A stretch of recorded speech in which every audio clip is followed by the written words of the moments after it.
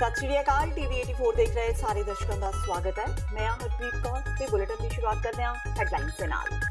कला बलात्कारी ही नहीं कातल भी है राम रहीम। पत्रकार छत्रपति कतल केस विच डेरा मुखी दोषी करार। मामले विच अदालत 17 जनवरी ਨੂੰ सुनाएगी सजा। पंजाबी एकता पार्टी के मुखी सुखपाल खैरा हरमंदर साहिब होए नतमस्तक। लोगों का कीता धन्नवाद। अकालियां ते कांग्रेसियां दे आपस विच रलगड़ होण दे लगाए दोष। विवादित film the accidental prime minister release. Congress वालों देश भर विच विरोध। भाजपा ते लाए साजिश तहत मनमोहन सिंह नूं बदनाम करन दे दोष। नवे बने पंचा सरपंचां ने चुकी अहुदे दी सौं। मुख्यमंत्री ने बिना भेदभाव तो काम करन दी कीती अपील। नवे सरपंचां नूं नशे विरुद्ध भी लामबद्ध होण दी कही गल। आर्थिक तंगी तो परेशान फिरोजपुर के एक किसान ने पत्नी सने 2 बच्चों को उतारिया मौत के घाट। खुद होया मौके तो फरार। मानसिक तौर पर सी बीमार, चल रहा सी इलाज। ते हुण इन्हां खबरां दा विस्तार। पत्रकार रामचंद्र छत्रपति की हत्या के मामले विच अज पंचकूला की सीबीआई अदालत ने फैसला सुनाउंदियां डेरा सिरसा मुखी राम रहीम समेत किशन लाल, कुलदीप सिंह ते निर्मल सिंह नूं दोषी करार दिता। इस मामले विच अदालत वालों 17 जनवरी नूं सजा सुनाई जाएगी। अदालत ने इस दे नाल कुलदीप सिंह ते कृष्ण लाल विरुद्ध आर्म्स एक्ट लगाउण दा हुक्म भी दिता। दस दईए कि जिवें ही यह फैसला बाहर आया तां सिरसे वाले डेरे विच सन्नाटा छा गया ते पुलिस ने सुरक्षा के मद्देनजर सरगर्मी वधा दी। अदालत के फैसले तो बाद अदालत विच पेश होए 3 दोषियों नूं अंबाला जेल लिजाया गया, जिथे उन्हां नूं 17 जनवरी तक रखा जाएगा। 17 तरीक नूं उन्हां नूं फिर अदालत विच पेश किया जाएगा। बड़ी ही लंबी जद्दोजहद तो बाद 17 साल बाद 17 जनवरी नूं छत्रपति दे परिवार नूं इंसाफ मिलेगा। अदालत की सजा सुनाउंदी है यह तां अदालत ते निर्भर करदा है, पर परिवार वालियां ने सुख दा साह लिया है, क्योंकि लंबा समा अपने सियासी आकावां दे आसरे डेरा मुखी बचदा रहा है। सबसे पहले आज अदालत ने जो फैसला सुनाया है, गुरमीत, राम रहीम, किशन लाल, निर्मल सिंह, कुलदीप सिंह, चारों लोगों को दोषी करार दिया है, तो हम अदालत के ऋणी हैं। हमें बिल्कुल 16-17 सालों से ये उम्मीद थी कि हमें अदालत से न्याय मिलेगा, और आज आखिरकार माननीय जज साहब ने जब फैसला सुनाया तो हम अपने इमोशंस कंट्रोल नहीं कर पाए। हमने जज साहब का बिल्कुल थैंक्स किया, धन्यवाद जताया और कहा कि आप हमारे लिए भगवान का रूप हैं। तो बिल्कुल माननीय जज साहब हमारे लिए भगवान का रूप बनकर आए, जिन्होंने हमें इतने समय बाद, इतने लंबे समय बाद एक न्याय दिया। और दूसरा मैं थैंक्स करना चाहूँगा उन लोगों का जिन्होंने इस पूरे लंबे संघर्ष के दौरान हमारे कंधे से कंधा मिलाकर हमारा साथ दिया। हमारे गवाहों का मैं ऋणी हूँ, थैंक्स हूँ, जिन्होंने बिल्कुल अदालत के अंदर इतने दबाव के बावजूद बिल्कुल खड़े होकर ठोस तरीके से अपनी गवाही दी। तो इस संघर्ष के दौरान बहुत सारी दिक्कतें, मुसीबतें सहनी पड़ी, हमें भी, गवाहों को भी। और सबसे बड़ी बात, सीबीआई ने जो इन्वेस्टिगेशन की, सीबीआई ऑफिसर्स का मैं ऋणी हूँ, थैंक्स करना चाहूँगा श्री सतीश डागर जी का, श्री सतपाल सिंह जी तत्कालीन जो एसपी साहब थे, उनकी पूरी टीम, राजेश खजूरिया इंस्पेक्टर साहब, पूरी की पूरी सीबीआई की टीम जो इसमें लगी हुई थी, वो बधाई की पात्र है। बिल्कुल राम रहीम को हमने वीडियो कॉन्फ्रेंसिंग से पेश हुए, उसको देखा हमने, जो है उसके चेहरे का हाव भाव जो है वो बिल्कुल चेहरा जो है वो ढला हुआ है और बाल सफ़ेद हो चुके हैं, दाढ़ी के भी। तो इस फैसला सुनने के बाद जिस तरीके से हम थोड़े इमोशनल थे, तो उसको थोड़ा झटका भी लगा। मिस्टर एम नारायणन, जिन्होंने भी इन्वेस्टिगेशन की इस केस की, और हमें इस केस को सक्सेसफुल बनाने के लिए मिस्टर राम गोपाल, जो हमारे हेड ऑफ द ब्रांच हैं सीबीआई के, उन्होंने बड़ा साथ दिया। और हमारे डीएलए मिस्टर एसएस यादव, उन्होंने पूरी सपोर्ट की, उन्होंने पूरा साथ दिया इस केस को सक्सेसफुल बनाने में और आज का जो नतीजा है उसको लाने में। आज जो फैसला सुनाया गया है उसमें कुलदीप सिंह और निर्मल सिंह, जो 2 एक्यूज्ड हैं, उनको 302 और 120 बी आईपीसी इसके तहत सजा की गई है, गिल्टी होल्ड किया गया है। कृष्ण लाल और गुरमीत सिंह को 120 बी 302 के तहत गिल्टी होल्ड किया गया है। इसके अलावा निर्मल सिंह को सेक्शन 25 आर्म्स एक्ट में गिल्टी होल्ड किया गया है और कृष्ण लाल को सेक्शन 29 ऑफ आर्म्स एक्ट में गिल्टी होल्ड किया गया। सजा क्वांटम के लिए ऑनरेबल कोर्ट ने 17 तारीख फिक्स की है, क्योंकि कुछ प्रोसीजरल फॉर्मेलिटीज स्टेट की तरफ से, एडमिनिस्ट्रेशन की तरफ से कंप्लीट करनी थी, इसलिए 17 तारीख उन्होंने फिक्स की। ये 17 तारीख से पहले आपको बता देंगे कहाँ पे कोर्ट होल्ड होगी, ऑनरेबल हाई कोर्ट में या जो भी और कहीं से भी ऑर्डर होगा कोर्ट को होल्ड करने का 17 तारीख को, वहाँ हम आपको बताएंगे। अभी तो सिर्फ उनको गिल्टी होल्ड किया, दोषी करार दिया गया है। उनका जब क्वांटम पे बहस होगी तो उनकी प्रोसीजर जो स्टेटमेंट होगी लीनियंसी की या जो भी है वो तब रिकॉर्ड की जाए। पंजाबी एकता पार्टी ਦੇ ਮੁਖੀ ਸੁਖਪਾਲ ਖਹਿਰਾ ਪਾਰਟੀ ਦਾ ਐਲਾਨ ਕਰਨ ਮਗਰੋਂ ਆਸ਼ੀਰਵਾਦ ਲੈਣ ਲਈ ਅੱਜ ਸ਼੍ਰੀ ਹਰਮੰਦਰ ਸਾਹਿਬ ਨਤਮਸਤਕ ਹੋਏ। ਇਸ ਮੌਕੇ ਉਹਨਾਂ ਦੱਸਿਆ ਕਿ ਉਹਨਾਂ ਚੋਣ ਕਮਿਸ਼ਨ ਕੋਲ ਮੰਗ ਰੱਖੀ ਹੈ ਕਿ ਚੋਣ ਮੈਨੀਫੈਸਟੋ ਨੂੰ ਕਾਨੂੰਨੀ ਦਸਤਾਵੇਜ਼ ਬਣਾਇਆ ਜਾਵੇ ਤੇ ਜੋ ਪਾਰਟੀਆਂ ਚੋਣ ਮੈਨੀਫੈਸਟੋ ਵਿੱਚ ਕੀਤੇ ਵਾਅਦੇ ਪੂਰੇ ਨਹੀਂ ਕਰਦੀਆਂ ਉਹਨਾਂ ਦੀ ਮਾਨਤਾ ਰੱਦ ਕੀਤੀ ਜਾਵੇ। ਖਹਿਰਾ ਨੇ ਕਿਹਾ ਕਿ ਲੋਕ ਸਭਾ ਚੋਣਾਂ ਵਿੱਚ ਥੋੜਾ ਸਮਾਂ ਰਹਿ ਗਿਆ ਹੈ, ਇਸ ਲਈ ਉਹ ਗੁਰੂ ਘਰ ਤੋਂ ਆਸ਼ੀਰਵਾਦ ਲੈਣ ਆਏ ਨੇ। ਇਸ ਦੇ ਨਾਲ ਹੀ ਉਹਨਾਂ ਬੀਬੀ ਜਾਗੀਰ ਕੌਰ ਵੱਲੋਂ ਉਹਨਾਂ ਦੇ ਅਸਤੀਫੇ ਦੀ ਮੰਗ ਬਾਰੇ ਕਿਹਾ ਕਿ ਜਾਗੀਰ ਕੌਰ ਰੱਦ ਕੀਤੀ ਹੋਈ ਲੀਡਰ ਹੈ, ਇਸ ਕਰਕੇ ਉਹ ਉਹਨਾਂ ਦੀ ਗੱਲ ਦਾ ਜਵਾਬ ਨਹੀਂ ਦੇਣਾ ਚਾਹੁੰਦੇ। ਖਹਿਰਾ ਨੇ ਕਿਹਾ ਕਿ ਭਾਵੇਂ ਜਾਗੀਰ ਕੌਰ ਨੂੰ ਅਦਾਲਤ ਨੇ ਬਰੀ ਕਰ ਦਿੱਤਾ ਪਰ ਪੰਜਾਬ ਦੇ ਲੋਕਾਂ ਨੂੰ ਉਹਨਾਂ ਨੂੰ ਰੱਦ ਕਰ ਦਿੱਤਾ ਸੀ। ਇਸ ਤੋਂ ਇਲਾਵਾ ਸ਼੍ਰੀ ਹਰਮੰਦਰ ਸਾਹਿਬ ਨਤਮਸਤਕ ਹੋਣ ਲਈ ਅੰਮ੍ਰਿਤਸਰ ਪਹੁੰਚੇ ਖਹਿਰਾ ਨੇ ਪੰਜਾਬ ਦੇ ਵਿਗੜੇ ਨਿਜ਼ਾਮ ਨੂੰ ਦਰੁਸਤ ਕਰਨ ਦਾ ਵੀ ਦਾਅਵਾ ਕੀਤਾ। जो नशे ने पंजाब च, जो बेरोजगारी आ, जो भ्रिष्टाचार है, जो किसान खेत मजदूर आत्महत्या कर रहे ने, साडे आम दरमियाने व्यापारी वो पिस रहे ने, एजुकेशन हैल्थ केयर ढह ढेरी हो चुकी है, 2.5 लाख करोड़ का कर्जा चढ़ चुकिया स्टेट ते। पिछले कुछ दहाकियां साडे इत्थों दे पोलिटिकल लीडरशिप ने इलैक्टोरल प्रणाली जिहड़ी चोण प्रणाली उसनूं बहुत बुरी तरह पल्यूट ते करप्ट कीता वा।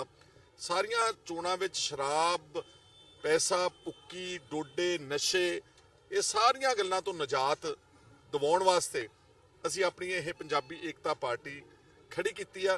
देखो, एक गल तां कोई शक नहींगा कि कांग्रेस तो 1984 ਦੇ ਦਰਬਾਰ ਸਾਹਿਬ ਦੇ ਹਮਲੇ ਦਾ ਤੇ ਕਤਲੇਆਮ ਦਾ ਦਾਗ ਨਹੀਂ ਧੋਤਾ ਜਾ ਸਕਦਾ, ਭਾਵੇਂ ਚਾਹੇ ਕੈਪਟਨ ਸਾਹਿਬ 100 ਸਫਾਈ ਦੇਣ, ਪਰੰਤੂ ਨਾਲ ਇਸ ਜਿਹੜਾ ਹਰਸਿਮਰਤ ਕੌਰ ਬਾਦਲ ਜਿਹੜੀ ਪੋਲੀਟੀਕਲ ਬਿਆਨਬਾਜ਼ੀ ਕਰਦੀ ਉਹਨਾਂ ਨੂੰ ਅੱਛੀ ਤਰ੍ਹਾਂ ਸਮਝ ਲੈਣਾ ਚਾਹੀਦਾ ਕਿ ਉਹ ਵੀ ਦੋਸ਼ੀ ਨੇ ਸਿੱਖ ਕੌਮ ਦੇ।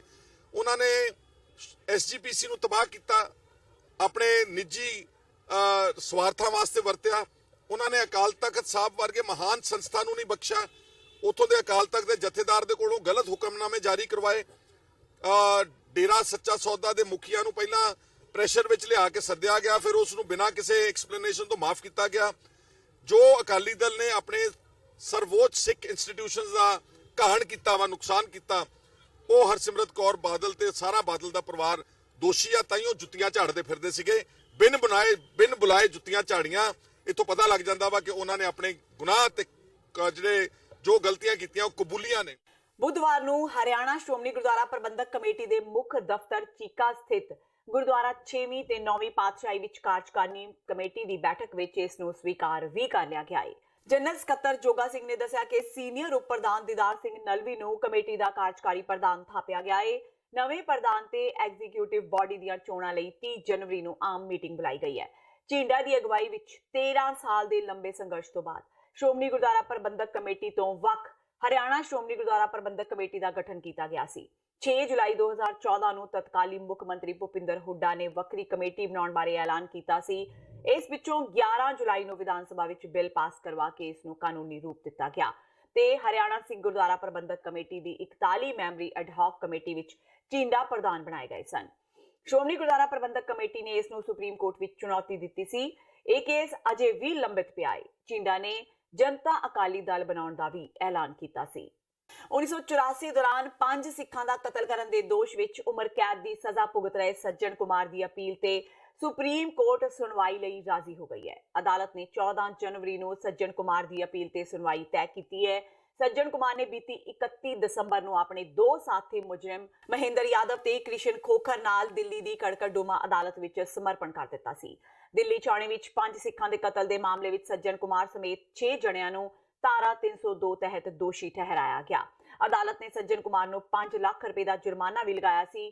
ਦਿੱਲੀ ਹਾਈ ਕੋਰਟ ਨੇ ਸੱਜਣ ਕੁਮਾਰ ਤੋਂ ਇਲਾਵਾ ਸਾਬਕਾ ਵਿਧਾਇਕ ਮਹਿੰਦਰ ਯਾਦਵ ਤੇ ਕ੍ਰਿਸ਼ਨ ਖੋਖਰ ਦੀ ਸਜ਼ਾ ਨੂੰ 10-10 ਸਾਲ ਤੱਕ ਵਧਾ ਦਿੱਤਾ ਸੀ। ਕੈਪਟਨ ਭਾਗਮਾਲ ਗਿਰਦਾਰੀ ਲਾਲ ਤੇ ਸਾਬਕਾ ਕਾਂਗਸੀ ਕੌਂਸਲਰ ਬਲਵਾਨ ਖੋਖਰ ਦੀ ਉਮਰ ਕੈਦ ਦੀ ਸਜ਼ਾ ਬਰਕਰਾਰ ਰੱਖੀ। ਹੁਣ ਸੱਜਣ ਕੁਮਾਰ ਨੇ ਦਿੱਲੀ ਹਾਈ ਕੋਰਟ ਵੱਲੋਂ ਸੁਣਾਈ ਗਈ ਤਾਂ ਉਮਰ ਕੈਦ ਦੀ ਸਜ਼ਾ ਨੂੰ ਚੁਣੌਤੀ ਦੇਣ ਲਈ ਸੁਪਰੀਮ ਕੋਰਟ ਦਾ ਦਰਵਾਜ਼ਾ ਖੜਕਾਇਆ ਹੈ ਤੇ 14 ਜਨਵਰੀ ਨੂੰ ਇਸ ਮਾਮਲੇ ਦੀ ਸੁਣਵਾਈ ਹੋਵੇਗੀ। ਦੀ accidental prime minister film release ਹੋਣ ਤੇ ਅੱਜ ਪੰਜਾਬ ਦੇ ਲੁਧਿਆਣਾ ਤੇ ਜਲੰਧਰ ਸ਼ਹਿਰ ਵਿੱਚ ਯੂਥ ਕਾਂਗਰਸ ਨੇ ਜ਼ਬਰਦਸਤ ਵਿਰੋਧ ਪ੍ਰਦਰਸ਼ਨ ਕੀਤਾ। ਇਸ ਦੌਰਾਨ ਉਹਨਾਂ ਅਨੁਪਮ ਖੇਰ ਦਾ ਪੁਤਲਾ ਵੀ ਸਾੜਿਆ। ਯੂਥ ਕਾਂਗਰਸ ਦੇ ਨੇਤਾਵਾਂ ਦਾ ਕਹਿਣਾ ਹੈ ਕਿ ਫਿਲਮ ਵਿੱਚ ਸਾਬਕਾ ਪ੍ਰਧਾਨ ਮੰਤਰੀ ਮਨਮੋਹਨ ਸਿੰਘ ਨੂੰ ਨੀਵਾਂ ਦਿਖਾਉਣ ਦੀ ਕੋਸ਼ਿਸ਼ ਕੀਤੀ ਗਈ ਹੈ। ਇਸ ਫਿਲਮ ਨੂੰ ਭਾਜਪਾ ਨੇ ਸੋਚੀ ਸਮਝੀ ਸਾਜ਼ਿਸ਼ ਤਹਿਤ ਬਣਵਾਇਆ ਹੈ। ਭਾਜਪਾ ਨੇ ਇਹ ਸਭ ਆਪਣੀਆਂ ਕਮੀਆਂ ਨੂੰ ਲੁਕਾਉਣ ਲਈ ਕੀਤਾ ਹੈ। ਇਸ ਵਿੱਚ ਜਲੰਧਰ ਦੇ BMC ਚੌਂਕ ਸਥਿਤ PVR ਦੇ ਬਾਹਰ ਯੂਥ ਕਾਂਗਰਸ ਕਾਰਜਕਰਤਾਵਾਂ ਤੇ ਪ੍ਰਸ਼ਾਸਨ ਵਿੱਚ ਫਿਲਮ ਨੂੰ ਨਾ ਦਿਖਾਏ ਜਾਣ ਨੂੰ ਲੈ ਕੇ ਗੱਲਬਾਤ ਵੀ ਹੋਈ। ਯੂਥ ਕਾਂਗਰਸ ਦੇ ਕਾਰਜਕਰਤਾਵਾਂ ਨੇ PVR ਦੇ ਮੈਨੇਜਰ ਨਾਲ ਵੀ ਗੱਲਬਾਤ ਕੀਤੀ, ਜਿਨ੍ਹਾਂ ਨੇ ਕਿਹਾ ਕਿ ਉਹ ਆਪਣੀ ਮੈਨੇਜਮੈਂਟ ਨਾਲ ਗੱਲਬਾਤ ਕਰਕੇ ਮਸਲੇ ਨੂੰ ਹੱਲ ਕਰਨ ਦੀ ਕੋਸ਼ਿਸ਼ ਕਰਨਗੇ। ਇਹਦੇ ਵਿੱਚ ਇਹਨਾਂ ਨੇ ਬੀਜੇਪੀ ਸਰਕਾਰ ਨੇ ਰਲ ਕੇ ਇਹਨਾਂ ਦੇ ਲੋਟੂਆਂ ਦੇ ਟੋਲੇ ਨੇ ਇੱਕ ਫਿਲਮ ਬਣਾਈ ਹੈ the accident prime minister Manmohan Singh ਦੇ ਨਾਂ ਤੇ। ਦੇਖੋ ਉਸ ਪ੍ਰਧਾਨ ਮੰਤਰੀ ਨੂੰ ਅੱਜ ਵੀ ਉਹਨਾਂ ਦੀ ਜਿਹੜੀ 10 ਸਾਲ ਦਾ ਉਹਨਾਂ ਨੇ ਰਾਜ ਕੀਤਾ, ਅੱਜ ਵੀ ਉਹਨਾਂ ਨੂੰ ਦੁਨੀਆ ਯਾਦ ਕਰਦੀ ਹੈ, ਲੋਹਾ ਮੰਨਦੀ ਹੈ। ਅਮਰੀਕਾ ਵਰਗੇ ਮੁਲਕ ਉਹਨਾਂ ਦੀਆਂ ਤਾਰੀਫਾਂ ਕਰਨ ਨੂੰ ਨਹੀਂ ਹਟਦੇ ਔਰ ਇਹਨਾਂ ਨੂੰ ਆਪਣੇ ਜਿਹੜੇ ਘਪਲੇ ਆ ਲੁਕਾਉਣ ਲਈ ਇਹਨਾਂ ਨੇ ਪ੍ਰਧਾਨ ਮੰਤਰੀ ਤੇ ਫਿਲਮ ਬਣਾਤੀ ਹੈ ਦਾ ਐਕਸੀਡੈਂਟ ਪ੍ਰਾਈਮ ਮਿਨਿਸਟਰ। ਅਸੀਂ ਸਰਕਾਰ ਤੋਂ ਬੀਜੇਪੀ ਸਰਕਾਰ ਤੋਂ ਮੰਗ ਕਰਦੇ ਹਾਂ ਵੀ ਜਿਹੜਾ ਤੁਹਾਡਾ ਤੁਸੀਂ ਇੰਨੇ ਘਪਲੇ ਕੀਤੇ ਤੁਸੀਂ ਉਹਨਾਂ ਨੂੰ ਉਜਾਗਰ ਕਰਨ ਲਈ ਇੱਕ ਜਿਹੜਾ ਫੈਂਕੂ ਪ੍ਰਧਾਨ ਮੰਤਰੀ ਦੇਸ਼ ਦਾ ਚੌਕੀਦਾਰ ਚੋਰ ਹੈ ਉਸ ਨਾਂ ਤੇ ਕੋਈ ਫਿਲਮ ਬਣਾਓ, ਕਿਉਂਕਿ ਪ੍ਰਧਾਨ ਮੰਤਰੀ ਜਿਹੜੇ ਮਨਮੋਹਨ ਸਿੰਘ ਸੀਗੇ ਸਾਬਕਾ ਪ੍ਰਧਾਨ ਮੰਤਰੀ, ਉਹਨਾਂ ਨੂੰ ਸੁਪਰੀਮ ਕੋਰਟ ਨੇ ਵੀ ਬਾਇਜ਼ਤ ਜਿਹੜੇ ਕੋਈ ਕੇਸ ਉਹਨਾਂ ਦੇ ਤੁਸੀਂ ਚਲਾਏ ਸੀ ਉਹ ਵੀ ਉਹਨਾਂ ਨੇ ਬਰੀ ਕੀਤੇ ਆ। ਸੋ ਇਸ ਕਰਕੇ ਇਹੀ ਮੰਗ ਕਰਦੇ ਆ ਕਿ ਜਿਹੜੀ ਫਿਲਮ ਹੈ ਬੰਦ ਜਲਦੀ ਤੋਂ ਜਲਦੀ ਬੰਦ ਕੀਤਾ ਜਾਵੇ, ਨਹੀਂ ਤਾਂ ਇਹ ਪੰਜਾਬ ਦੇ ਹੋਰ ਸੂਬਿਆਂ ਦੇ ਵਿੱਚ ਵੀ ਇਹਨੂੰ ਅਸੀਂ ਜਥੇਬੰਦੀਆਂ ਨੂੰ ਨਾਲ ਲੈ ਕੇ ਪ੍ਰੋਟੈਸਟ ਕਰਾਂਗੇ। ਤੇ ਹੁਣ ਵੇਲਾ ਹੋ ਗਿਆ ਬ੍ਰੇਕ ਦਾ। ਬਾਕੀ ਦੀਆਂ ਖਬਰਾਂ ਇਸ ਬ੍ਰੇਕ ਤੋਂ ਬਾਅਦ।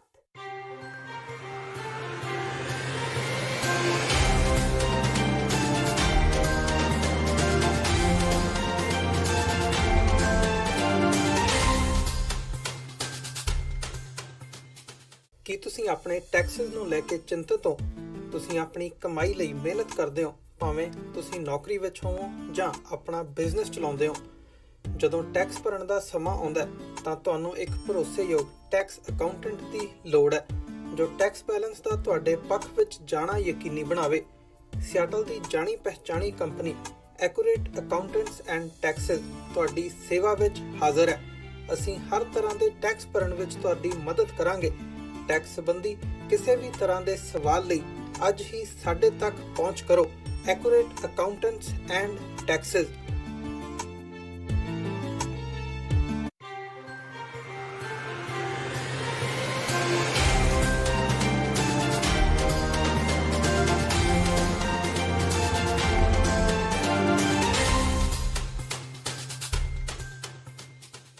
ਬ੍ਰੇਕ ਤੋਂ ਬਾਅਦ TV 84 ਦੇ ਖਬਰਾਂ ਦੇ ਬੁਲੇਟਿਨ ਵਿੱਚ ਸਵਾਗਤ ਹੈ। ਵਧਦਿਆਂ ਅਗਲੀ ਖਬਰ ਵੱਲ। ਪੰਜਾਬ ਦੇ ਮੁੱਖ ਮੰਤਰੀ ਕੈਪਟਨ ਅਮਰਿੰਦਰ ਸਿੰਘ ਨੇ ਅੱਜ ਪਟਿਆਲਾ ਤੇ ਫਤਿਹਗੜ੍ਹ ਸਾਹਿਬ ਜ਼ਿਲ੍ਹਿਆਂ ਦੇ ਨਵੇਂ ਚੁਣੇ ਪੰਚਾਂ, ਸਰਪੰਚਾਂ, ਜ਼ਿਲ੍ਹਾ ਪ੍ਰੀਸ਼ਦ ਤੇ ਬਲਾਕ ਸੰਮਤੀ ਮੈਂਬਰਾਂ ਨੂੰ ਅਹੁਦੇ ਦੀ ਸਹੁੰ ਚੁਕਵਾਈ। ਪਿੰਡਾਂ ਦੇ ਸਰਬਪੱਖੀ ਵਿਕਾਸ ਨੂੰ ਯਕੀਨੀ ਬਣਾਉਣ ਲਈ ਉਹਨਾਂ ਦੀ ਸਰਕਾਰ ਵੱਲੋਂ ਹਰ ਸੰਭਵ ਮਦਦ ਮੁਹੱਈਆ ਕਰਾਉਣ ਦਾ ਭਰੋਸਾ ਦਿੰਦਿਆਂ ਮੁੱਖ ਮੰਤਰੀ ਨੇ ਕਿਹਾ ਕਿ ਨਸ਼ਿਆਂ ਦੀ ਅਲਾਮਤ ਨੂੰ ਖਤਮ ਕਰਨ ਤੇ ਆਉਣ ਵਾਲੀਆਂ ਪੀੜ੍ਹੀਆਂ ਦੇ ਭਵਿੱਖ ਨੂੰ ਸੁਰੱਖਿਅਤ ਬਣਾਉਣ ਲਈ ਚੁਣੇ ਹੋਏ ਨੁਮਾਇੰਦਿਆਂ ਦਾ ਰੋਲ ਬਹੁਤ ਮਹੱਤਵਪੂਰਨ ਹੈ। ਇਹਨਾਂ ਨੁਮਾਇੰਦਿਆਂ ਨੂੰ ਡੈਪੋ ਵਜੋਂ ਸਹੁੰ ਚੁਕਵਾਉਣ ਤੋਂ ਪਹਿਲਾਂ ਕੈਪਟਨ ਅਮਰਿੰਦਰ ਸਿੰਘ ਨੇ ਕਿਹਾ ਕਿ ਇਹ ਪਹਿਲੀ ਜ਼ਿੰਮੇਵਾਰੀ ਹੈ ਜਿਹੜੀ ਉਹ ਉਹਨਾਂ ਨੂੰ ਸੌਂਪ ਰਹੇ ਨੇ। ਮੁੱਖ ਮੰਤਰੀ ਨੇ ਚੁਣੇ ਹੋਏ ਮੈਂਬਰਾਂ ਨੂੰ ਮੁਖਾਤਿਬ ਹੁੰਦਿਆਂ ਆਖਿਆ ਕਿ ਡੈਪੋ ਤੇ ਵੱਡੀ ਪ੍ਰੋਗਰਾਮਾਂ ਦੇ ਨਾਲ-ਨਾਲ OOAT ਕਲੀਨਿਕ ਬਹੁਤ ਕਾਮਯਾਬ ਸਿੱਧ ਹੋਏ ਨੇ ਤੇ ਹੁਣ ਇਸ ਲਾਨਤ ਦਾ ਖੁਰਾ ਖੋਜ ਮਿਟਾ ਦੇਣ ਦੀ ਜ਼ਿੰਮੇਵਾਰੀ ਚੁਣੇ ਹੋਏ ਨੁਮਾਇੰਦਿਆਂ ਦੇ ਮੋਢਿਆਂ ਤੇ ਹੈ। ਆਪਣੇ ਸੰਬੋਧਨ ਵਿੱਚ ਮੁੱਖ ਮੰਤਰੀ ਨੇ ਕਿਹਾ ਕਿ ਪੰਚਾਂ ਤੇ ਸਰਪੰਚਾਂ ਦੀ ਚੋਣ ਹੇਠਲੇ ਪੱਧਰ ਤੇ ਪੰਚਾਇਤੀ ਰਾਜ ਪ੍ਰਣਾਲੀ ਰਾਹੀਂ ਹੋਈ ਹੈ ਜੋ ਮੁਲਕ ਦਾ ਮਜ਼ਬੂਤ ਥੰਮ ਹੈ। ਉਹਨਾਂ ਕਿਹਾ ਕਿ ਕੁਝ ਸਿਆਸੀ ਪਾਰਟੀਆਂ ਵੱਲੋਂ ਪੰਚਾਇਤੀ ਚੋਣਾਂ ਵਿੱਚ ਗਲਤ ਹੱਥ ਕੰਡੇ ਵਰਤਣ ਦੇ ਬਾਵਜੂਦ ਅਕਾਲੀ ਭਾਜਪਾ ਸਰਕਾਰ ਦੇ 10 ਸਾਲਾਂ ਦੇ ਸ਼ਾਸਨ ਦੇ ਉਲਟ ਇਸ ਵਾਰ ਸੂਬੇ ਵਿੱਚ ਚੋਣਾਂ ਅਮਨ ਸ਼ਾਂਤੀ ਨਾਲ ਹੋਈਆਂ ਨੇ। ਜਿਨ੍ਹਾਂ ਨੇ ਅੱਜ ਸ਼ਪਥ ਲੈਣਾ ਹੈ, ਤੁਸੀਂ ਹੁਣ ਇੱਕ ਜੰਗ ਦੇ ਵਿੱਚੋਂ ਨਿਕਲੇ ਹੋ। ਆਪਣੀ ਹੁਣ ਤੁਸੀਂ ਅਸਲ ਤਾਕਤ ਜੋ ਗਰਾਸ ਰੂਟ ਕਹਿੰਦੇ ਨੇ, ਬਿਲਕੁਲ ਧਰਤੀ ਤੋਂ ਜੇ ਉੱਠੀ ਹੋਈ ਤਾਕਤ ਹੈ ਜਿਹੜੀ ਅੱਗੇ ਜਾ ਕੇ ਇਸ ਦੇਸ਼ ਨੂੰ ਔਰ ਸੂਬੇ ਨੂੰ ਮਜ਼ਬੂਤ ਕਰਦੀ ਹੈ, ਉਹ ਚੋਣ ਦੇ ਵਿੱਚੋਂ ਤੁਸੀਂ ਆਏ ਹੋ। ਤੁਹਾਨੂੰ ਸਾਰਿਆਂ ਨੂੰ ਜਿਨ੍ਹਾਂ ਨੇ ਅੱਜ ਆਪਣੀ ਜਿੱਤ ਪ੍ਰਾਪਤ ਕੀਤੀ ਹੈ, ਬਹੁਤ ਤੁਹਾਨੂੰ ਵਧਾਈ ਹੋਵੇ। ਆਹ ਜਿਹੜਾ ਜੰਗ ਹੈ, ਇਹ ਹਰ ਵੇਲੇ ਮੈਂ ਦੇਖਦਾ ਆਇਆ ਬਹੁਤ ਸਾਲਾਂ ਤੋਂ ਇੱਥੇ ਇਹ ਤਾਕਤਵਰ ਹੁੰਦਾ ਹੈ, ਕਿਉਂਕਿ ਇਹ ਮੁੱਢ ਦੀ ਲੜਾਈ ਹੈ। ਇੱਥੋਂ ਤਾਕਤ ਆਪਣੀ ਆਉਂਦੀ ਹੈ। ਔਰ ਪਿੰਡਾਂ ਦੀ ਜਿਹੜੀ ਲੜਾਈ ਹੁੰਦੀ ਹੈ, ਇਹ ਪੰਚਾਇਤਾਂ ਦੀ, ਹਰ ਵੇਲੇ ਉਹਦੇ ਬੜਾ ਜੋਸ਼ ਹੁੰਦਾ ਹੈ। MLA ਨਾਲੋਂ MP ਨਾਲੋਂ ਵੀ ਸਭ ਕੁਝ ਜ਼ਿਆਦਾ ਜੋਸ਼ ਪਿੰਡਾਂ ਦੀ ਲੜਾਈ ਹੁੰਦੀ ਹੈ। ਪਰ ਅੱਜ ਮੈਨੂੰ ਬੜੀ ਖੁਸ਼ੀ ਇੱਕ ਗੱਲ ਦੀ ਹੋਈ ਕਿ ਇਹਦੇ ਬਾਵਜੂਦ ਕਿ ਲੋਕਾਂ ਨੇ, ਹੋਰ ਪਾਰਟੀਆਂ ਨੇ ਧੱਕਾ ਕਰਨ ਦੀ ਕੋਸ਼ਿਸ਼ ਕੀਤੀ, ਸਾਡੇ ਐਤਕੀ ਜਿਹੜੀ ਲੜਾਈ ਹੋਈ ਹੈ ਇਹ ਬਿਲਕੁਲ ਇੱਕ ਅਹੀ ਜਿਹੀ ਹੋਈ ਹੈ, ਸ਼ਾਨਦਾਰ, ਜਿੱਥੇ ਕੋਈ ਧੱਕਾ ਨਹੀਂ ਹੋਇਆ ਔਰ ਜਿੱਥੇ ਇਸੇ ਕਿਸਮ ਦੀ ਲੜਾਈ ਹੋਣੀ ਚਾਹੀਦੀ ਹੈ।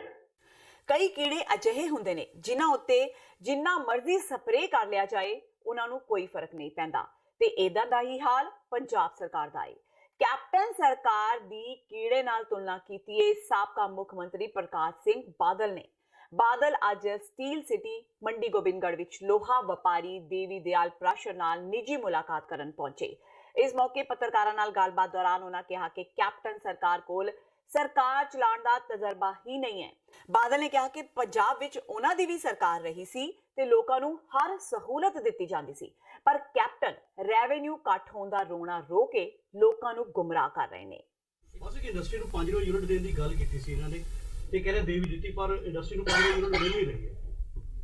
ਬੇਟਾ, ਮੈਂ ਪਹਿਲਾਂ ਹੀ ਕਿਹਾ ਕਿ ਅਸੀਂ ਇਹ ਕਿਹਾ ਸੀ ਕਿ ਖੇਤੀਬਾੜੀ ਵਾਲਿਆਂ ਨੂੰ ਮੁਫਤ ਬਿਜਲੀ ਦਿੱਤੀ ਜਾਊਗੀ।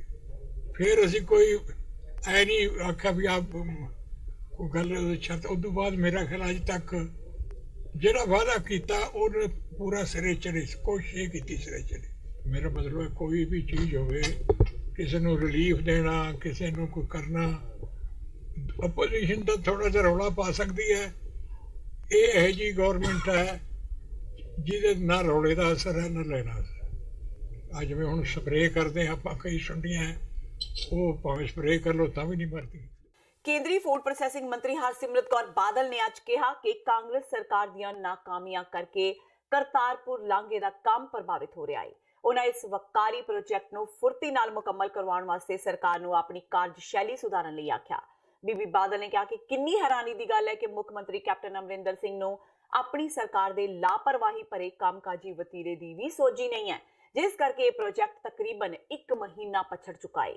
प्रोग्राम से आऊँगे तो मैं थानू वो सारे डिटेल्स में दे दांगी कि किवें कैप्टन साहब का झूठ बिल्कुल बेनकाब करने वास्ते कि ये 26 नवंबर नूं नींह पत्थर रखा गया। 26 नवंबर की अजे 26 जनवरी भी नहीं आई, 1.5 महीने के अंदर इन्हां दे मंत्रियों के नाल कंसलटेंट नूं अपॉइंट करके कंसलटेंट के नाल पूरे स्टेट ते सेंटर के सारे डिपार्टमेंट्स की मीटिंग 22 तरीक पिछले दिसंबर च होके पूरा इन्हों नक्शा दे दिता गया कि किहड़े नक्शे च ये बनया जाऊगा, वो की रूट हैगा, कित्थे हैगा, ते वो सारा काम बिल्कुल ऑन ट्रैक हैगा। हुण सरकार ने वो लैंड अक्वायर करके ਉਹਦੇ ਬਾਅਦ ਸੈਂਟਰ ਨੂੰ ਭੇਜਣਾ ਕਿ ਇਹ ਪੇਮੈਂਟ ਇਹਨੂੰ ਜਾਣੀ ਹੈ। ਪੇਮੈਂਟ ਕੋਈ ਸਟੇਟ ਨੂੰ ਤਾਂ ਆਉਂਦੀ ਨਹੀਂ, ਪੇਮੈਂਟ ਜਿਹਦਾ ਜ਼ਮੀਨ ਅਕਵਾਇਰ ਹੋ ਸਕਦੇ ਉਹਨੂੰ ਜਾਂਦੀ ਹੈਗੀ। ਸੋ ਮੈਂ ਅਗਲੇ ਆਪਣੇ ਪ੍ਰੈਸ ਕਾਨਫਰੰਸ 'ਚ ਪੂਰਾ ਉਹ ਸਾਰਾ ਕੁਝ ਦਿਖਾਉਣ ਲੱਗੀ ਹਾਂ ਕਿ ਬਿਲਕੁਲ ਸੈਂਟਰ ਵੱਲੋਂ ਬਿਲਕੁਲ ਔਨ ਟਰੈਕ ਹੈ।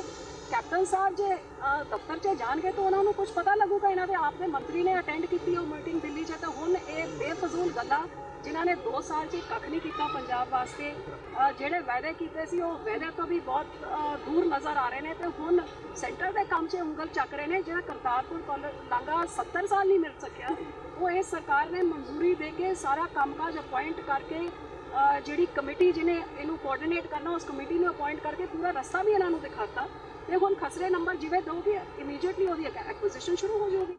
ਸੂਬੇ ਦੇ ਸਾਂਝਾ ਅਧਿਆਪਕ ਮੋਰਚਾ ਨੇ ਪੰਜਾਬ ਦੇ ਸਿੱਖਿਆ ਮੰਤਰੀ ਓਪੀ ਸੋਨੀ ਤੇ ਗੈਰ ਜ਼ਿੰਮੇਵਾਰਾਨਾ ਰਵੱਈਆ ਅਪਣਾਉਣ ਦਾ ਦੋਸ਼ ਲਗਾਇਆ ਹੈ। ਚੰਡੀਗੜ੍ਹ ਵਿੱਚ ਇੱਕ ਪ੍ਰੈਸ ਕਾਨਫਰੰਸ ਦੌਰਾਨ ਸਾਂਝਾ ਅਧਿਆਪਕ ਮੋਰਚਾ ਦੇ ਆਗੂਆਂ ਨੇ ਕਿਹਾ ਕਿ ਅਧਿਆਪਕਾਂ ਨਾਲ ਕੀਤੀ ਵਾਅਦਾ ਖਿਲਾਫੀ ਦੇ ਰੋਸ ਵਜੋਂ 15 ਜਨਵਰੀ ਨੂੰ ਜ਼ਿਲ੍ਹਾ ਪੱਧਰ ਤੇ ਸਿੱਖਿਆ ਮੰਤਰੀ ਦੇ ਪੁਤਲੇ ਸਾੜੇ ਜਾਣਗੇ। ਇਸ ਦੌਰਾਨ 7 ਕਿਸਾਨ ਜਥੇਬੰਦੀਆਂ ਵੱਲੋਂ ਉਲੀਕੇ 18 ਜਨਵਰੀ ਦੇ ਜ਼ਿਲ੍ਹਾ ਪੱਧਰੀ ਧਰਨਿਆਂ ਦੀ ਹਮਾਇਤ ਵਿੱਚ ਵੀ ਅਧਿਆਪਕਾਂ ਨੇ ਨਿਤਰਨ ਦਾ ਐਲਾਨ ਕਰ ਦਿੱਤਾ ਹੈ। ਇਸ ਤੋਂ ਇਲਾਵਾ ਕਿਸਾਨਾਂ, ਮਜ਼ਦੂਰਾਂ, ਮੁਲਾਜ਼ਮਾਂ ਤੇ ਹੋਰਨਾਂ ਜਨਤਕ ਜਥੇਬੰਦੀਆਂ ਦੇ ਸਹਿਯੋਗ ਨਾਲ ਆਉਂਦੀ 3 ਫਰਵਰੀ ਨੂੰ ਮੁੱਖ ਮੰਤਰੀ ਦੇ ਸ਼ਹਿਰ ਪਟਿਆਲਾ ਵਿੱਚ ਵਿਸ਼ਾਲ ਸੂਬਾ ਪੱਧਰੀ ਰੋਸ ਪ੍ਰਦਰਸ਼ਨ ਕਰਨ ਦਾ ਵੀ ਫੈਸਲਾ ਕੀਤਾ ਗਿਆ ਹੈ। ਸਿੱਖਿਆ ਮੰਤਰੀ ਪੰਜਾਬ 1 ਦਸੰਬਰ ਨੂੰ ਸਾਡੇ ਧਰਨੇ 'ਚ ਪਟਿਆਲੇ ਆ ਕੇ ਐਲਾਨ ਕਰਕੇ ਆਏ ਸੀ। ਉਹਦੇ 'ਚ ਐਲਾਨ ਸੀ ਉਹਨਾਂ ਦਾ ਕਿ ਜਿੰਨੇ ਟੀਚਰ ਵਿਕਟਿਮਾਈਜ਼ ਹੋਏ ਆ, ਉਹ 'ਚ ਸਸਪੈਂਡ ਹੋਏ ਆ, ਟ੍ਰਾਂਸਫਰ ਹੋਏ ਆ, ਸਾਰੇ ਦੇ ਸਾਰੇ ਆ ਉਹ ਅਸੀਂ ਰੱਦ ਕਰਾਂਗੇ। ਉਹਦੇ 'ਚੋਂ ਕੁਝ ਵੀ ਨਹੀਂ ਕੀਤਾ ਗਿਆ। ਦੂਸਰਾ ਸੀ ਕਿ ਜਿਹੜੇ ਸਾਡੇ ਐਸਐਸਏ ਰਮਸਾ ਦੇ ਟੀਚਰ ਆ, ਆਦਰਸ਼ ਸਕੂਲ ਦੇ ਟੀਚਰ ਆ, ਇਹਨਾਂ ਦੀਆਂ ਤਨਖਾਹਾਂ ਜਿਹੜੀਆਂ ਸੀ ਉਹ 57,000 ਤੋਂ ਆਦਰਸ਼ ਵਾਲਿਆਂ ਦੀਆਂ, 42,500 ਤੋਂ ਲੈ ਕੇ ਐਸਐਸਏ ਰਮਸਾ ਦੀਆਂ ਉਹ 15,300 ਕਰ ਦਿੱਤੀਆਂ ਗਈਆਂ ਸੀਗੀਆਂ। ਉਹ ਮੰਨੇ ਸੀਗੇ ਕਿ ਇਸ ਨੂੰ ਅਸੀਂ ਮੁੱਖ ਮੰਤਰੀ ਪੰਜਾਬ ਦੇ ਨਾਲ ਮੀਟਿੰਗ ਕਰਾ ਕੇ ਰਿਵਿਊ ਕਰਾਂਗੇ। 10 ਜਨਵਰੀ 19 ਆ ਗਈ ਤੇ ਉਹਦੇ 'ਚ ਕੁਛ ਵੀ ਨਹੀਂ, ਕੱਖ ਵੀ ਨਹੀਂ ਹੋਇਆ। ਸਾਡਾ ਨੈਕਸਟ ਸਟੈਪ ਜਿਹੜਾ ਉਹ 15 ਤਾਰੀਖ ਨੂੰ ਅਸੀਂ ਜ਼ਿਲ੍ਹਾ ਹੈੱਡਕੁਆਟਰ ਦੇ ਉੱਤੇ ਅਰਥੀਆਂ ਫੂਕਾਂਗੇ ਸਿੱਖਿਆ ਮੰਤਰੀ ਪੰਜਾਬ ਸਰਕਾਰ ਦੀਆਂ, ਤੇ ਨਾਲ ਦੀ ਨਾਲ 18 ਤਰੀਕ ਨੂੰ ਕਿਸਾਨਾਂ ਦੇ ਧਰਨੇ ਆ ਜ਼ਿਲ੍ਹਾ ਹੈੱਡਕੁਆਟਰਾਂ ਦੇ। ਅਸੀਂ ਉਹਦੇ 'ਚ ਸ਼ਾਮਲ ਹੋਵਾਂਗੇ ਕਿ ਕੋਈ ਕਿਸਾਨ ਜਥੇਬੰਦੀਆਂ ਸਾਡੀ ਮਦਦ ਕਰਦੀਆਂ ਰਹੀਆਂ ਤੇ ਉਹਨਾਂ ਤੋਂ ਅਗਲੇ ਭਵਿੱਖ ਦੇ ਵਿੱਚ ਅਸੀਂ ਮਦਦ ਲੈਣੀ ਵੀ ਹੈਗੀ, ਉਹ ਸਾਡੇ ਨਾਲ ਨੇ ਹੈਗੇ। ਤੇ ਇਸੇ ਤਰ੍ਹਾਂ 3 ਤਾਰੀਖ ਨੂੰ ਪਟਿਆਲੇ ਦੇ ਵਿੱਚ ਪੰਜਾਬ ਪੱਧਰ ਦਾ ਅਸੀਂ ਐਕਸ਼ਨ ਕਰਕੇ ਅਸੀਂ ਇਹ ਐਲਾਨੀਆਂ ਮੰਗਾਂ ਤੇ ਜਿੰਨੀਆਂ ਸਾਡੀ ਬਾਕੀ ਮੰਗਾਂ ਨੇ ਉਹਦੇ ਲਈ ਵੱਡਾ ਐਕਸ਼ਨ ਕਰਾਂਗੇ। ਪੁਲਾਥ ਹਲਕੇ ਦੇ ਇੱਕ ਵੋਟਰ ਨੇ ਪੰਜਾਬ ਵਿਧਾਨ ਸਭਾ ਦੇ ਸਪੀਕਰ ਕੋਲ ਪਟੀਸ਼ਨ ਪਾ ਕੇ ਮੰਗ ਕੀਤੀ ਹੈ ਕਿ ਸੁਖਪਾਲ ਸਿੰਘ ਖਹਿਰਾ ਦੀ ਵਿਧਾਨ ਸਭਾ ਦੀ ਮੈਂਬਰਸ਼ਿਪ ਖਤਮ ਕੀਤੀ ਜਾਵੇ। ਵੋਟਰ ਦੀ ਦਲੀਲ ਹੈ ਕਿ ਖਹਿਰਾ ਨੇ ਆਪ ਦੀ ਮੁੱਢਲੀ ਮੈਂਬਰਸ਼ਿਪ ਤੋਂ ਅਸਤੀਫਾ ਦੇ ਦਿੱਤਾ ਹੈ, ਇਸ ਲਈ ਕਾਨੂੰਨੀ ਤੌਰ ਤੇ ਕੋਈ ਹੱਕ ਨਹੀਂ ਬਣਦਾ ਕਿ ਖਹਿਰਾ ਵਿਧਾਇਕੀ ਤੇ ਬਣੇ ਰਹਿਣ।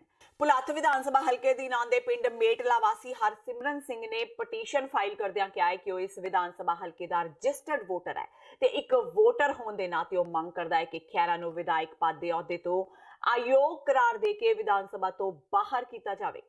ਸਰਦਾਰ ਸੁਖਪਾਲ ਸਿੰਘ ਖਹਿਰਾ ਜੋ ਕਿ ਭਲੱਥ ਤੋਂ ਐਮਐਲਏ ਹਨ, ਪਿਛਲੇ ਦਿਨੀ ਉਹਨਾਂ ਨੇ ਆਪਣੀ ਪਾਰਟੀ ਦੀ ਪ੍ਰਾਇਮਰੀ ਮੈਂਬਰਸ਼ਿਪ ਤੋਂ ਅਸਤੀਫਾ ਦੇ ਦਿੱਤਾ ਹੈ। ਤਾਂ ਐਂਟੀ ਡਿਫੈਕਸ਼ਨ ਲਾਅ ਸਿੱਧੇ ਤੌਰ ਤੇ ਉਹਨਾਂ ਤੇ ਲੱਗਦਾ ਜੋ ਕਿ ਭਾਰਤ ਦੇ ਸੰਵਿਧਾਨ ਦੇ ਸਕੈਡਿਊਲ 10 ਦੇ ਵਿੱਚ ਦਿੱਤਾ ਹੋਇਆ ਹੈ। ਤੇ ਮੈਂ ਇਸੇ ਐਂਟੀ ਡਿਫੈਕਸ਼ਨ ਲਾਅ ਦੇ ਬੇਸ ਤੇ ਆਪਣੇ ਪੰਜਾਬ ਦੇ ਵਿਧਾਨ ਸਭਾ ਸਪੀਕਰ ਸਾਹਿਬ ਨੂੰ ਇੱਕ ਪਟੀਸ਼ਨ ਦਾਇਰ ਕੀਤੀ ਹੈ। ਉਹਦੇ ਵਿੱਚ ਮੈਂ ਇਹ ਮੰਗ ਕੀਤੀ ਹੈ ਕਿ ਸੁਖਪਾਲ ਸਿੰਘ ਖਹਿਰਾ ਜੀ ਦੀ ਜੋ ਹਾਊਸ ਦੀ ਮੈਂਬਰਸ਼ਿਪ ਹੈ ਉਸ ਨੂੰ ਰੱਦ ਕੀਤਾ ਜਾਵੇ। ਉਧਰ ਆਪ ਆਗੂ ਤੇ ਸੰਗਰੂਰ ਤੋਂ ਐਮਪੀ ਭਗਵੰਤ ਮਾਨ ਨੇ ਸੁਖਪਾਲ ਖਹਿਰਾ ਤੇ ਫੇਰ ਹਮਲਾ ਬੋਲਿਆ ਹੈ। ਮਾਨ ਨੇ ਕਿਹਾ ਕਿ ਖਹਿਰਾ ਉਹਨਾਂ ਨੂੰ ਹਰਾਉਣ ਲਈ ਮਾਲਵੇ ਵਿੱਚ ਘੁੰਮ ਰਹੇ ਨੇ, ਜਦਕਿ ਉਹਨਾਂ ਦੇ ਆਪਣੇ ਹਲਕੇ ਵਾਲੇ ਉਹਨਾਂ ਦੇ ਖਿਲਾਫ ਹੋਏ ਪਏ ਨੇ। ਮਾਨ ਨੇ ਕਿਹਾ ਕਿ ਖਹਿਰਾ ਸੰਗਰੂਰ ਤੋਂ ਉਹਨਾਂ ਨੂੰ ਹਰਾ ਅਕਾਲੀ ਦਲ ਦੇ ਉਮੀਦਵਾਰ ਨੂੰ ਜਿਤਾਉਣਾ ਚਾਹੁੰਦੇ ਨੇ। ਭਲੱਥ ਦੇ ਵੋਟਰਾਂ ਨੇ ਉਹਨਾਂ ਨੂੰ ਐਮਐਲਏ ਬਣਾਇਆ ਸੀ, ਝਾੜੂ ਦੇ ਚੋਣ ਨਿਸ਼ਾਨ ਤੋਂ ਜਿੱਤੇ ਸੀ। ਮੈਂ ਤਾਂ ਪਹਿਲਾਂ ਤੋਂ ਕਹਿਣਾ ਕਿ ਉਹਨਾਂ ਨੂੰ ਮੁੱਢਲੀ ਮੈਂਬਰਸ਼ਿਪ ਤੋਂ ਵੀ ਪਹਿਲਾਂ ਭਲੱਥ ਤੋਂ ਅਸਤੀਫਾ ਦੇਣਾ ਚਾਹੀਦਾ ਸੀ। ਉਹ ਆਪਣੀ ਪਾਰਟੀ ਜਿਹੜੀ ਨਵੀਂ ਪੰਜਾਬੀ ਏਕਤਾ ਪਾਰਟੀ ਬਣਾਈ ਹੈ ਉਹਦੇ ਚੋਣ ਨਿਸ਼ਾਨ ਤੇ, ਨਵੇਂ ਚੋਣ ਨਿਸ਼ਾਨ ਤੇ ਭਲੱਥ ਤੋਂ ਜਿੱਤਣ, ਸਾਬਤ ਕਰ ਦੇਣੇ ਕਿ ਭਲੱਥ ਦੇ ਲੋਕ ਜਿਹੜੇ ਉਹਨਾਂ ਨਾਲ ਨੇ। ਹਰ ਵਕਤ ਕਹਿੰਦੇ ਰਹਿੰਦੇ ਭਲੱਥ ਜਾਂਦੇ ਉਧਰ ਹੈ ਨਹੀਂ, ਸੰਗਰੂਰ ਬਠਿੰਡਾ ਕਰਦੇ। ਕੀ ਮੰਨਦੇ ਤੁਸੀਂ ਇਹਨਾਂ ਦਾ ਮਤਲਬ ਕਿ ਜਿਹੜਾ ਮਾਲਵੇ ਨੂੰ ਟਾਰਗੇਟ ਕਰਨਾ, ਅਕਾਲੀ ਦਲ ਨੂੰ ਜਿਤਾਉਣਾ? ਸਰਬੱਤ ਖਾਲਸਾ ਵੱਲੋਂ ਤਖਤ ਸ਼੍ਰੀ ਕੇਸਗੜ੍ਹ ਸਾਹਿਬ, ਸ਼੍ਰੀ ਅਨੰਦਪੁਰ ਸਾਹਿਬ ਦੇ ਥਾਪੇ ਗਏ ਮੁਤਵਾਜ਼ੀ ਜਥੇਦਾਰ ਸਿੰਘ ਸਾਹਿਬ ਭਾਈ ਅਮਰੀਕ ਸਿੰਘ ਅਜਨਾਲਾ ਵੱਲੋਂ ਗੁਰਮਤਿ ਵਿਦਿਆਲਾ ਦਮਦਮੀ ਟਕਸਾਲ ਅਜਨਾਲਾ ਵਿਖੇ ਮਾਝੇ ਤੇ ਮਾਲਵੇ ਸਮੇਤ ਪੰਜਾਬ ਦੀਆਂ ਸਮੂਹ ਪੰਥਕ ਜਥੇਬੰਦੀਆਂ ਦੀ ਇੱਕ ਸਾਂਝੀ ਮੀਟਿੰਗ ਕੀਤੀ ਗਈ। ਇਸ ਮੌਕੇ ਉਹਨਾਂ ਸਮੂਹ ਧਾਰਮਿਕ, ਸਮਾਜਿਕ ਤੇ ਪੰਥ ਦਾ ਦਰਦ ਰੱਖਣ ਵਾਲੀਆਂ ਹੋਰ ਸੰਸਥਾਵਾਂ, ਜਥੇਬੰਦੀਆਂ ਤੇ ਸਿੱਖ ਸੰਗਠਨਾਂ ਨੂੰ ਅਪੀਲ ਕੀਤੀ ਹੈ ਕਿ ਲੋਕ ਸਭਾ ਤੇ ਸ਼੍ਰੋਮਣੀ ਕਮੇਟੀ ਦੀਆਂ ਚੋਣਾਂ ਲੜਨ ਲਈ ਪ੍ਰਕਾਸ਼ ਸਿੰਘ ਬਾਦਲ ਮਾਰਕਾ ਪਾਰਟੀ ਦਾ ਬਾਈਕਾਟ ਕਰਕੇ ਸ਼੍ਰੋਮਣੀ ਅਕਾਲੀ ਦਲ ਨੂੰ ਨਵੇਂ ਸਿਰੇ ਤੋਂ ਸੁਰਜੀਤ ਕੀਤਾ ਜਾਵੇ। ਉਹਨਾਂ ਕਿਹਾ ਕਿ ਉਕਤ ਚੋਣਾਂ ਪੰਥਕ ਰਵਾਇਤ ਅਨੁਸਾਰ ਲੜੀਆਂ ਜਾਣ ਤਾਂ ਜੋ ਪੰਥ ਦੋਖੀਆਂ ਤੇ ਪੰਥ ਵਿਰੋਧੀਆਂ ਤੋਂ ਸ਼੍ਰੋਮਣੀ ਗੁਰਦੁਆਰਾ ਪ੍ਰਬੰਧਕ ਕਮੇਟੀ ਤੇ ਪੰਜਾਬ ਦੀ ਰਾਜਸੀ ਵਾਗਡੋਰ ਨੂੰ ਅਕਾਲੀ ਦਲ ਬਾਦਲ ਤੇ ਉਸ ਦੀ ਪੰਜਾਬ ਵਿੱਚ ਹਮਸ਼ਕਲ ਸਹਿਯੋਗੀ ਪਾਰਟੀ ਕਾਂਗਰਸ ਕੋਲੋਂ ਆਜ਼ਾਦ ਕਰਵਾ ਕੇ ਸ੍ਰੀ ਗੁਰੂ ਗ੍ਰੰਥ ਸਾਹਿਬ ਜੀ ਦੀ ਮਾਣ ਮਰਿਆਦਾ ਬਹਾਲ ਕੀਤੀ ਜਾ ਸਕੇ। ਵਾਲੀਆਂ ਪਾਰਲੀਮੈਂਟ ਦੀਆਂ ਚੋਣਾਂ, ਸ਼੍ਰੋਮਣੀ ਗੁਰਦੁਆਰਾ ਪ੍ਰਬੰਧਕ ਕਮੇਟੀ ਦੀਆਂ ਚੋਣਾਂ ਨਵਾਂ ਅਕਾਲੀ ਦਲ ਬਣਾ ਕਰਕੇ ਲੜੀਆਂ ਜਾਣ ਤਾਂ ਕਿ ਜਿਹੜਾ ਸ਼੍ਰੋਮਣੀ ਅਕਾਲੀ ਦਲ ਇੱਕ ਬਾਦਲ ਦੇ ਪਰਿਵਾਰ ਦੇ ਕਬਜ਼ੇ ਥੱਲੇ ਆਇਆ, ਉਸ ਦੇ ਕੋਲੋਂ ਆਜ਼ਾਦ ਕਰਵਾਇਆ ਜਾਵੇ। ਆਉਣ ਵਾਲੇ ਸਮੇਂ ਵਿੱਚ ਪੰਜਾਬ ਦੀ ਨੌਜਵਾਨੀ ਪੰਥ ਨੂੰ ਬਚਾਇਆ ਜਾਵੇ ਅਤੇ ਧੰਨ ਸਤਿਗੁਰੂ ਸ੍ਰੀ ਗੁਰੂ ਗ੍ਰੰਥ ਸਾਹਿਬ ਜੀ ਮਹਾਰਾਜ ਸੱਚੇ ਪਾਤਸ਼ਾਹ ਜੀ ਦਾ ਸਤਿਕਾਰ ਬਹਾਲ ਕੀਤਾ ਜਾਵੇ। ਹਰ ਇੱਕ ਸਿੱਖ ਦੀ ਮਨ ਦੀ ਇੱਛਾ ਹੈ ਕਿ ਇੱਕ ਪਾਰਟੀ ਰਾਜਨੀਤਿਕ ਬਾਦਲ ਦਾ ਰਹਿ ਗਿਆ, ਦੂਜੇ ਪਾਸੇ ਕਾਂਗਰਸ ਰਹਿ ਗਿਆ, ਤੀਜਾ ਫੇਰ ਬਦਲ, ਤੀਜੀ ਪਾਰਟੀ ਹਰ ਇੱਕ ਸਿੱਖ ਚਾਹੁੰਦਾ। ਪਰ ਜੇਕਰ ਸਾਡੇ ਇਹ ਮਨਾਂ ਦੀ ਇੱਛਾ, ਅਸੀਂ ਸਾਰੀਆਂ ਧਾਰਮਿਕ ਜਥੇਬੰਦੀਆਂ ਦੀ ਜੋ ਅੱਜ ਇਕੱਤਰਤਾ ਹੋਈ ਆ, ਸਾਰਿਆਂ ਨੂੰ ਅਪੀਲ ਕਰਦੇ ਹਾਂ ਇੱਕ ਮੰਚ ਤੇ ਇਕੱਤਰ ਹੋ ਕਰਕੇ ਆਉਣ ਵਾਲੇ ਸਮੇਂ ਵਿੱਚ ਪਾਰਲੀਮੈਂਟ ਦੀਆਂ ਚੋਣਾਂ ਲੜੀਆਂ ਜਾਣ, ਤਾਂ ਕਿ ਬਾਦਲ ਨੂੰ ਇਸ ਅਕਾਲੀ ਦਲ ਤੋਂ ਭਾਂਜ ਦਿੱਤੀ ਜਾਵੇ।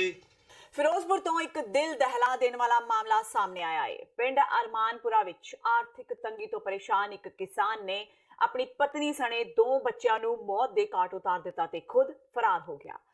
ਦੋਸ਼ੀ ਦੀ ਪਛਾਣ ਪਰਮਜੀਤ ਸਿੰਘ ਪੰਮਾ ਵਜੋਂ ਹੋਈ ਹੈ। ਇਸ ਘਟਨਾ ਤੋਂ ਬਾਅਦ ਦੋਸ਼ੀ ਮੌਕੇ ਤੋਂ ਫਰਾਰ ਹੋ ਗਿਆ। ਪਰਮਜੀਤ ਸਿੰਘ ਪੰਮਾ ਨੇ ਬੀਤੀ ਰਾਤ ਪਹਿਲਾਂ ਆਪਣੀ ਪਤਨੀ ਪਿੰਦਰ ਕੌਰ ਨੂੰ ਤੇਜ਼ ਹਥਿਆਰਾਂ ਨਾਲ ਵੱਢ ਦਿੱਤਾ ਤੇ ਬਾਅਦ ਵਿੱਚ ਸੁੱਤੇ ਪਏ ਆਪਣੇ 6 ਸਾਲਾਂ ਬੇਟੇ ਪ੍ਰਭਨੂਰ ਸਿੰਘ ਤੇ 8 ਸਾਲਾਂ ਧੀ ਮਨਪ੍ਰੀਤ ਕੌਰ ਦਾ ਗਲਾ ਘੁੱਟ ਕੇ ਉਹਨਾਂ ਦੀ ਹੱਤਿਆ ਕਰ ਦਿੱਤੀ। ਪੁਲਿਸ ਨੇ ਕੇਸ ਦਰਜ ਕਰ ਲਿਆ ਹੈ। ਜੋ ਦੱਸਣ ਮੁਤਾਬਕ ਅਜੇ ਤੱਕ ਪਰਮਜੀਤ ਸਿੰਘ ਨੇ, ਉਹਦਾ ਦਿਮਾਗੀ ਇਲਾਜ ਚੱਲ ਰਿਹਾ ਸੀ ਅੰਮ੍ਰਿਤਸਰ ਤੋਂ, ਉਹਨੇ ਆਪਣੀ ਜਿਹੜੀ ਵਾਈਫ ਹੈ ਪਲਵਿੰਦਰ ਕੌਰ ਤੇ ਦੋਨੋਂ ਬੱਚਿਆਂ ਦਾ ਮਰਡਰ ਕਰਤਾ ਹੈ ਤੇ ਆਪ ਸਵੇਰੇ 5 ਵਜੇ ਦਾ ਫਰਾਰ ਹੈ। ਤੇ ਇਹ ਸਨ ਹੁਣ ਤੱਕ ਦੀਆਂ ਖਬਰਾਂ। ਜਾਂਦੇ ਜਾਂਦੇ ਇੱਕ ਵਾਰ ਫੇਰ ਨਜ਼ਰ ਮਾਰਦੇ ਹਾਂ ਮੁੱਖ ਖਬਰਾਂ ਤੇ। ਕੱਲਾ ਬਲਾਤਕਾਰੀ ਹੀ ਨਹੀਂ, ਕਾਤਲ ਵੀ ਹੈ ਰਾਮ ਰਹੀਮ। ਪੱਤਰਕਾਰ ਛਤਰਪਤੀ ਕਤਲ ਕੇਸ ਵਿੱਚ ਡੇਰਾ ਮੁਖੀ ਦੋਸ਼ੀ ਕਰਾਰ। ਮਾਮਲੇ ਵਿੱਚ ਅਦਾਲਤ 17 ਜਨਵਰੀ ਨੂੰ ਸੁਣਾਏਗੀ ਸਜ਼ਾ। ਪੰਜਾਬੀ ਏਕਤਾ ਪਾਰਟੀ ਦੇ ਮੁਖੀ ਸੁਖਪਾਲ ਖਹਿਰਾ ਹਰਮੰਦਰ ਸਾਹਿਬ ਹੋਏ ਨਤਮਸਤਕ। ਲੋਕਾਂ ਦਾ ਕੀਤਾ ਧੰਨਵਾਦ। ਅਕਾਲੀਆਂ ਤੇ ਕਾਂਗਰਸੀਆਂ ਦੇ ਆਪਸ ਵਿੱਚ ਰਲਗੱਡ ਹੋਣ ਦੇ ਲਗਾਏ ਦੋਸ਼। ਵਿਵਾਦਿਤ ਫਿਲਮ ਦੇ accidental prime minister release. Congress ਵੱਲੋਂ ਦੇਸ਼ ਭਰ ਵਿੱਚ ਵਿਰੋਧ। ਭਾਜਪਾ ਤੇ ਲਾਏ ਸਾਜ਼ਿਸ਼ ਤਹਿਤ ਮਨਮੋਹਨ ਸਿੰਘ ਨੂੰ ਬਦਨਾਮ ਕਰਨ ਦੇ ਦੋਸ਼। ਨਵੇਂ ਬਣੇ ਪੰਚਾਂ ਸਰਪੰਚਾਂ ਨੇ ਕੀਤੀ ਅਹੁਦੇ ਦੀ ਸਹੁੰ। ਮੁੱਖ ਮੰਤਰੀ ਨੇ ਬਿਨਾਂ ਭੇਦਭਾਵ ਤੋਂ ਕੰਮ ਕਰਨ ਦੀ ਕੀਤੀ ਅਪੀਲ। ਨਵੇਂ ਸਰਪੰਚਾਂ ਨੂੰ ਨਸ਼ੇ ਵਿਰੁੱਧ ਵੀ ਲਾਮਬੱਧ ਹੋਣ ਦੀ ਕਹੀ ਗੱਲ। ਤੇ ਆਰਥਿਕ ਤੰਗੀ ਤੋਂ ਪਰੇਸ਼ਾਨ ਫਿਰੋਜ਼ਪੁਰ ਦੇ ਇੱਕ ਕਿਸਾਨ ਨੇ ਪਤਨੀ ਸਣੇ 2 ਬੱਚਿਆਂ ਨੂੰ ਉਤਾਰਿਆ ਮੌਤ ਦੇ ਘਾਟ, ਖੁਦ ਹੋਇਆ ਮੌਕੇ ਤੋਂ ਫਰਾਰ। ਮਾਨਸਿਕ ਤੌਰ ਤੇ ਸੀ ਬਿਮਾਰ, ਚੱਲ ਰਿਹਾ ਸੀ ਇਲਾਜ। ਇਸ ਦੇ ਨਾਲ ਹੀ TV 84 ਦਾ ਖਬਰਾਂ ਦਾ ਇਹ ਬੁਲੇਟਿਨ ਖਤਮ ਹੁੰਦਾ ਹੈ। ਮੈਨੂੰ ਹਰਪ੍ਰੀਤ ਕੌਰ ਨੂੰ ਦਿਓ ਇਜਾਜ਼ਤ। ਸਤਿ ਸ਼੍ਰੀ ਅਕਾਲ।